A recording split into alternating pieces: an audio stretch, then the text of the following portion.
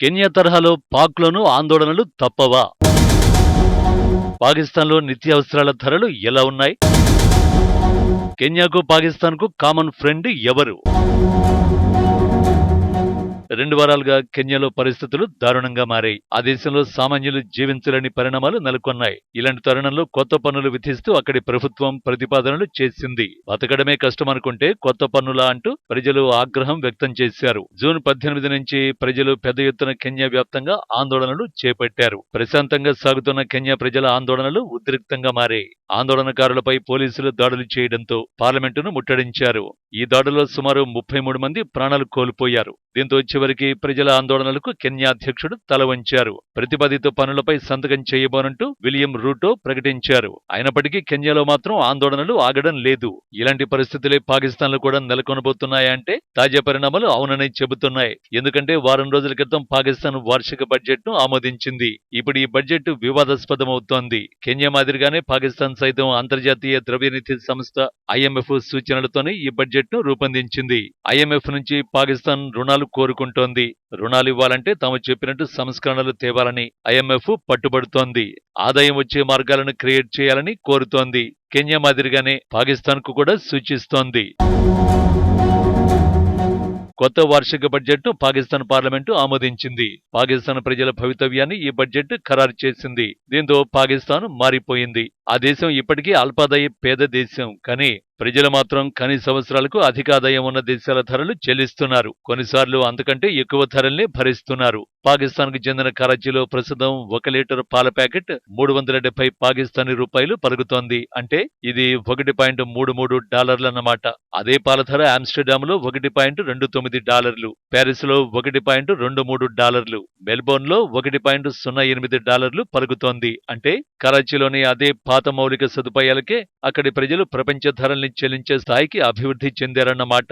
ఎందుకు ఇలాంటి పరిస్థితి పాకిస్తాన్లో నెలకొంది అంటే అక్కడి నాయకులు రోమ్ నగరాన్ని ఒక్క రోజులోనే కట్టారా అంటూ ప్రశ్నిస్తున్నారు. అంటే పాకిస్తాన్లో మార్పు రావడానికి మరిన్ని రోజులు పడుతుందని నాయకులు స్పష్టం చేస్తున్నారు. ఆ దేశంలో నాయకుల ఆర్థిక వ్యవహారాల నిర్వహణ దారుణంగా ఉంది. ఫలితంగా పాకిస్తాన్ అప్పుల కుప్పగా మారింది. దశాబ్దాల తరబడి దొరికిన ప్రతి చోట పాకిస్తాన్ భారీగా రుణాలు తీసుకుంటోంది.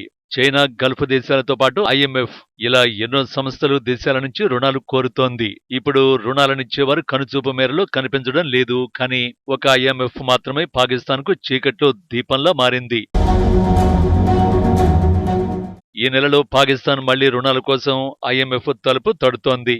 600 కోట్ల నుంచి $800 కోట్ల IMF నుంచి ఇస్లామాబాద్ కోరుతోంది. IMF సైతం రుణాలనిచ్చేందుకు సిద్ధంగా ఉంది. కానీ షరతులు వర్తిస్తాయని IMF చెబుతోంది. అత్యంత కీలకమైనది దేశ ఆర్థిక వ్యవస్థను మెరుగుపరిచే బడ్జెట్. ఈ బడ్జెట్ ఇప్పుడు అధికాదాయ దేశాల ధరలతో పోటీ పడుతోంది. ఇది IMF తప్పిదం ఎంతమాత్రం కాదు. నిజానికి పాకిస్తాన్ ప్రభుత్వం ఖర్చుల్ని తగ్గించుకునే అవకాశం ఉంది. కానీ ఆ పని చేయడం లేదు. ప్రభుత్వ ఖర్చులను తాజా బడ్జెట్లో మరో 25% పెంచారు. అదే సమయంలో ప్రజలను మరింత ఇబ్బంది పెట్టేలా పన్నులు ఇస్లామాబాద్ పెంచింది. ట్యాక్స్లను ఏకంగా 46% తాజా బడ్జెట్లో పెంచేశారు. అందుకే ఇప్పుడు పాకిస్తాన్లో పాలు అత్యంత ఖరీదైన వస్తువుగా మారింది. గోధుమలపై కిలోకు 5 నుంచి 7 పాకిస్తానీ రూపాయలు పెంచారు. దీంతో పేద మధ్యతరగతి ప్రజలపై తీవ్ర ప్రభావం పడనుంది. ఆహార ధరలు పెరగడంతో ద్రవ్యోల్బణం మరింత అధికం కానుంది. అలాగే చమురు ధరలు కూడా ఇస్లామాబాద్ పెంచింది. అడ్వాన్స్డ్ టర్నోవర్ ట్యాక్స్ కింద పెట్రోల్ పంపులపై 0.5% పన్నును విధించింది. దీని అర్థం ట్యాక్స్ ను డబుల్ చేశారు. పెట్రోల్ అమ్మకానికి ముందు, అమ్మిన తర్వాత కూడా పన్నులు చెల్లించాల్సిందేనని ఇస్లామాబాద్ తేల్చి చెబుతోంది. దీంతో తాజాగా పెట్రోల్ బంకుల యజమానులు స్ట్రైక్ చేశారు. అయితే ఇస్లామాబాద్ పై ఆగ్రహం వ్యక్తం చేస్తున్న వారిలో పెట్రోల్ బంకుల యజమానులతో పాటు ఇతరులు కూడా ఉన్నారు. ట్యాక్స్ ను ఎగ్గొడుతున్న వారిపై పాకిస్తాన్ ప్రభుత్వం విచిత్రమైన నిర్ణయం తీసుకుంది. ఎవరైతే పన్నులు కట్టడం లేదో వారి సిమ్లను ఇస్లామాబాద్ బ్లాక్ చేస్తోంది. ఇప్పటి వరకు ఇలా 2 లక్షల సిమ్లు బ్లాక్ చేసినట్టు నివేదికలు చెబుతున్నాయి. సిమ్ యాక్టివేట్ చేయాలంటే పన్నులు కట్టాలంటూ ఇస్లామాబాద్ స్పష్టం చేస్తోంది. దీంతో సాధారణ ప్రజలు ప్రభుత్వ చర్యలపై ఆగ్రహాన్ని వ్యక్తం చేస్తున్నారు. ప్రజల సొమ్మును మేస్తున్న గజ దొంగలకు పన్నులు విధించాలని సామాన్యులు మండిపడుతున్నారు. పెద్ద వ్యాపారులు తమ మిల్లుల కరెంటు బిల్లులు చెల్లించడం లేదని ఆరోపిస్తున్నారు.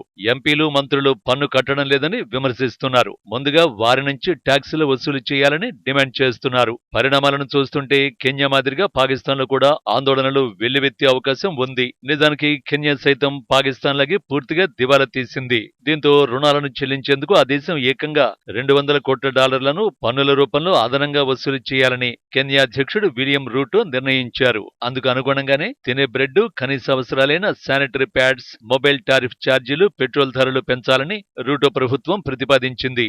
అసలే 2 ఏళ్ల కరువు, కరోనా విపత్తుతో ప్రజలు అష్టకష్టాలు పడుతున్నారు. రుణాల విషయంలో కెన్యా, పాకిస్తాన్ పరిస్థితి ఒకేలా ఉంది. ఇరు దేశాలు అమెరికాతో సన్నిహితంగా ఉంటున్నాయి. అదే సమయంలో చైనా నుంచి భారీగా రుణాలు తీసుకున్నాయి. పాకిస్తాన్లో డజన్ గుడ్ల ధర 400 పాకిస్తాన్ రూపాయలకు చేరుకుంది. సింపుల్ గా చెప్పాలంటే ఒక గుడ్డు ధర 34 పాకిస్తాన్ రూపాయలు. ఉల్లిపాయ వంటి ప్రతి కూరగాయ ధర ఆకాశాన్ని అంటుతోంది. పాకిస్తాన్లో కిలో ఉల్లిగడ్డ ధర 250 రూపాయలు. ఇదే ధరకు మనకు కేజీ చికెన్ వస్తుంది. అదే కిలో చికెన్ పాకిస్తాన్లో 615 రూపాయలు పలుకుతోంది. ఇక పాకిస్తాన్ రుణాలు చూసుకుంటే 2023 నవంబర్ నాటికి మొత్తం 22,500 కోట్ల అమెరికా డాలర్లకు చేరాయి. ఇందులో 30% రుణాలు చైనా ఇచ్చినవే. $1,500 కోట్ల రుణాల చెల్లింపును మినహాయింపు ఇవ్వాలని పాకిస్తాన్ బీజింగ్ ను కోరుతోంది. ఇటీవల బీజింగ్ కు పాకిస్తాన్ ప్రధాని నవాజ్ షరీఫ్ వెళ్లినా ఫలితం లేకుండా పోయింది. ఇక తూర్పాఫ్రికా దేశం రుణాలు మొత్తం $8,600 కోట్ల.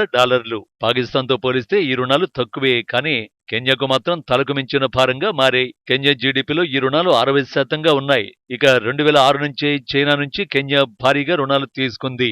మౌలిక వసతుల కల్పన పేరుతో పెద్ద ఎత్తున డ్రాగన్ కంట్రీ నిధుల్ని కెన్యాలో గుమ్మరించింది. 2019 నాటికి $980 కోట్ల రుణాలు చైనా ఇచ్చింది. ఈ రుణాలు అప్పటికి ఆ దేశం మొత్తం రుణంలో చైనా రుణం 72% అన్నమాట. బెల్ట్ అండ్ రోడ్ ఇనిషియేటివ్ BRIలో భాగంగా సుమారు 400కు పైగా కంపెనీలను కెన్యాలో చైనా దింపింది. పాకిస్తాన్లోనూ చైనా భారీగా ప్రాజెక్టులు చేపట్టింది. అవన్నీ ఇప్పుడు ఆగిపోయాయి. కెన్యాలో ఇప్పటికే ప్రజలు ప్రతిపాదిత పన్నులపై ఆగ్రహాన్ని వ్యక్తం చేశారు. దీంతో బిల్లును కెన్యా అధ్యక్షుడు వెనక్కి తీసుకున్నారు. కానీ పాకిస్తాన్లో మాత్రం కొత్త పన్నులపై ఇప్పుడిప్పుడే అగ్గి రగులుతోంది. ప్రస్తుతం పెట్రోల్ బంకుల యజమానులు స్ట్రైక్ నిర్వహించారు. ఇక ముందు ఎలాంటి పరిణామాలు చోటు చేసుకుంటాయో వేచి చూడాల్సి ఉంది.